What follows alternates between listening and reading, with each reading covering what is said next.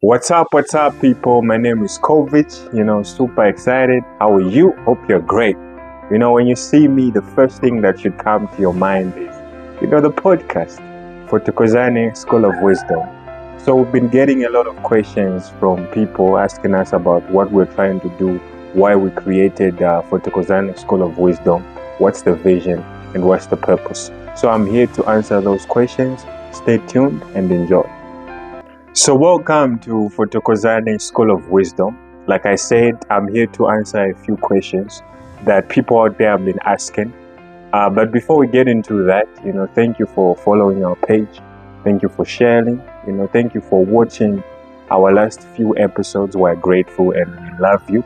We appreciate you so much. We can't do this without you guys. So thank you very much. Before we get into it again, make sure you like. You share the page, tell somebody to tell somebody, tell an enemy to tell an enemy. Let's all get wisdom, let's grow together. Let's do this. So now to answer just a few questions that, people have been asking.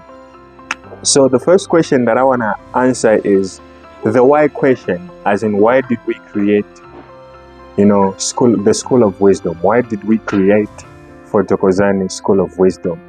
So let me just give you a backstory of where the idea originated from. So the idea came to me 5 months ago, and it came to me in a funny way. Actually, it's actually a funny story. It's a story I would like to tell even my grandkids one day. You know what I mean? So I remember 5 months ago, I was at the barber shop. I was getting my haircut. You gotta look fresh these things. Eh? So I was at the barber shop, and I remember there were about, I think, 5 men. So it made, with me included on that list, it was the six of us. Together with my barber man. Yeah, it was the six of us. So the 4 men were having a discussion about marriage, about love, about kids, about women, and I was just there listening. If there's one thing that I love, one thing that I'm constantly pursuing, it's wisdom. But before even that incident happened, I remember I always wanted to do something with media. I remember I always wanted to start a podcast or even just a talk show. For me, it didn't matter whether it was going to be on the radio or was going to be, like broadcasting or whatever it is, but I just knew that I wanted to be in a space where I could share information, where I could educate, where I could, give out knowledge in a space that, the audience is large and stuff. So now back to the story. So that day in the barber shop, like I said, they were having a conversation and I was just listening. I was listening and I something just didn't sit right with me. I noticed that in their conversation, I noticed that they've objectified women. They look at marriage as a scam. They look at love as a scam. They look at women as objects that you can easily change, as toys that you can just sleep with and bounce to the other one. You know what I mean? So it just didn't sit right with me. And I remember thinking to myself, I was like, how do I correct their thinking? Because I've been reading the Bible, I've been attending seminars, I've witnessed, what marriage and love looks like, what true love and what a healthy marriage or a healthy relationship looks like. So it just didn't sit right with me. I was bothered by the fact that I was in the presence of people that were misinformed about certain topics, and I knew the right information. So it just didn't feel right, and it wasn't gonna feel right for me to just sit quietly and let them continue thinking the way they were thinking. But now I understand these people were older than me. These people were probably in their late 30s. Some of them were in their late 30s. Some of them early 30s. You know what I mean? So something in me just said, you have to do something about this. You have to correct this thinking that I have. And I remember I said to myself, I was like, but how do I do it? Because these people are older than me. I don't want to come off as disrespectful or stuff.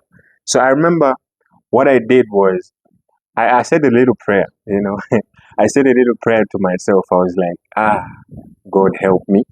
Like, help me talk to these people. And I remember I said, excuse me, sir. I said to one of them, I said, excuse me, sir, can I talk to you? And they were like, yeah, go ahead. You can speak. And I remember I spoke for about 20 minutes. And I told them about marriage from a biblical perspective. I told them about love from a biblical perspective. And I gave examples, I gave examples that were practical. And after I was done speaking, like I said, I spoke for about 20 minutes. When I was done, one of them clapped and the other one was like, sir, are you married? I was like, hold on now. You're even addressing me as sir. So the fact that they clapped means that they were not just aware, they were speaking from a place of ignorance. Now, that's something that a lot of old folks don't want to admit. The fact that you could be ignorant about certain things. And the only thing that ignorance means, we're not insulting you when we say you are ignorant about certain things. We're basically saying you're not aware. You know what I mean? But that's something that a lot of old folks don't want to admit. But I realized that the reason they clapped was because they were just lacking that knowledge. And that day, I feel like God deliberately put me there for me to share that information. And that just goes to say, it doesn't matter how old someone is, because wisdom, knowledge, information is not about age. It's about experience. It's about how much time has somebody has spent learning and gathering information. And I'm somebody that loves information. I'm somebody that loves learning. So from that moment, I remember when I was going home on the bus, I was thinking to myself, I was like, maybe the reason why marriages are failing, maybe the reason why relationships are failing, maybe the reasons why young people are dying, maybe the reasons why people are making bad choices today is due to ignorance. I mean, it's the Bible that says, my people perish due to a lack of knowledge. And not that God has hidden the knowledge from us, but we've just put ourselves in a space where, blocked from like learning and acquiring information. So I was thinking to myself, I was like, how do I now, put this information across to even other people out there? How do I give access to this kind of information to other people? And the first thing that came to me was media. I was like, you know what? Media is the best way to do it, because a lot of people on social media, some are there for the right reasons, some are there for the wrong reasons. You know what I mean? So I was like, if I'm going to put this information across, I can't do it alone. So I remember I approached a friend of mine. His name is Leonard. Uh, and I said, bro, this is what I'm trying to do. What do you think? He was like, I love it. And I think a month from there, the next thing I see, this guy is buying these microphones, the same one that I'm using right now. And he's like, bro, I love what you told me last time. I bought these microphones because of you. Let's do this thing. I was like, okay, so what we're going to do is we're going to start a podcast. But on this podcast, I don't want it to be like it's a platform where we only bring celebrities and we come and we interview them. We ask them how much money they have. What I want to bring in different people. It doesn't matter age. It doesn't matter the level of influence or the level of power that they have in society. What I really want is to bring on people, have conversations with them on different topics. Because I mean, if those people in the barbershop were aware of the information that God used me to give to them, they would have probably avoided a lot of mistakes. So for me, this is an opportunity for us, for me and my team, the people that I'm working with, for us to give information to people so that they can avoid certain mistakes in life. Because when you're aware about something, it's difficult for the enemy to manipulate you. It's difficult to fall into the traps of the enemy because you're aware. The Bible says, get wisdom and you will know what to do. So for me, wisdom is basically like a guide, a map that guides you in what you should do, what sort of decision in different situations, in different circumstances.